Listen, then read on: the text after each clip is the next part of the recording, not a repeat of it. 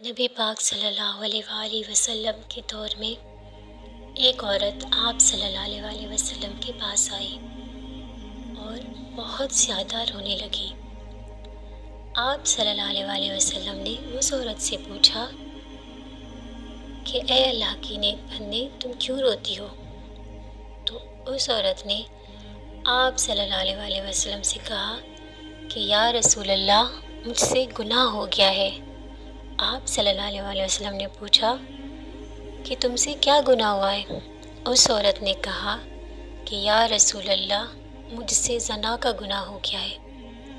آپ صلی اللہ علیہ وآلہ وسلم نے فرمایا کہ تمہیں کیسے پتہ چلا کہ تم نے یہ گناہ کیا ہے؟ کیا ثبوت ہے تمہارا اس بات کے؟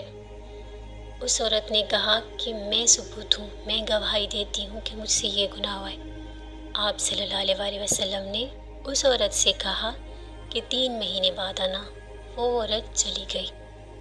3 مہینے بعد جب وہ عورت واپس آئی تو وہ ماں بننے والی تھی۔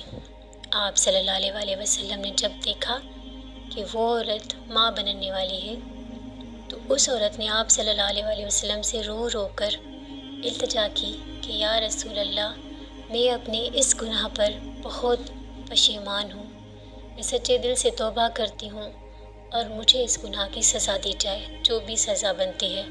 آپ صلی اللہ علیہ وآلہ وسلم نے فرمایا کہ اے عورت، تم چلی جاؤ اور 9 مہینے کے بعد آ جانا، کیونکہ اب تم پر اس بچے کی بھی ذمہ داری ہے۔ وہ عورت چلی گئی اور پورے 9 ماہ بعد اللہ تعالیٰ نے اس عورت کو ایک شہزادے بیٹے سے نوازا۔ وہ عورت پھر آپ صلی اللہ علیہ وآلہ وسلم کے پاس آئی اور رو کر کہنے لگی کہ یا رسول اللہ، اب تو میری مدت پوری ہو گئی، اب تو مجھے میرے گناہ کی جو سزا بنتی ہے دے دیجیے۔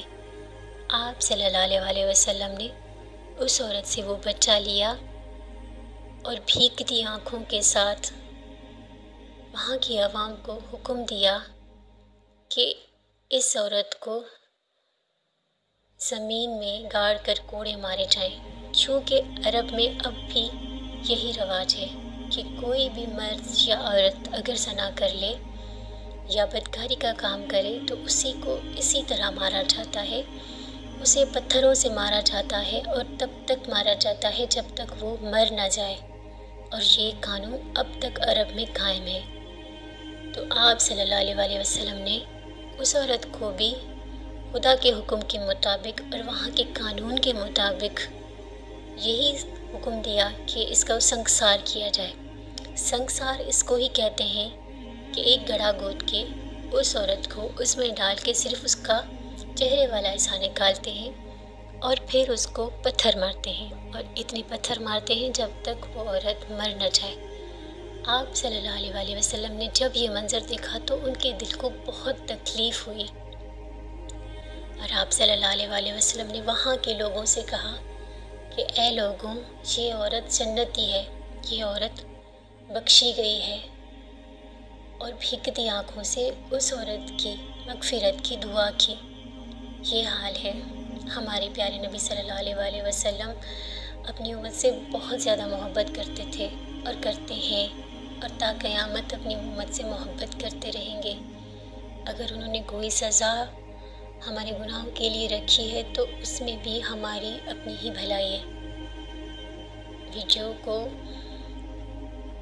صدقہ جاریہ سمجھ کر شیئر ضرور کیجیے گا، اور اللہ سے دعا ہے کہ اللہ پاک ہم سب بہنوں کی، بیٹیوں کی عزتوں کی حفاظت کرے، عزتوں کو محفوظ رکھے، ہمیں اس راہ پر چلنے کی توفیق دے جس پر ہمارے نبی صلی اللہ علیہ وآلہ وسلم نے اپنی امت کے لیے دعا کی تھی۔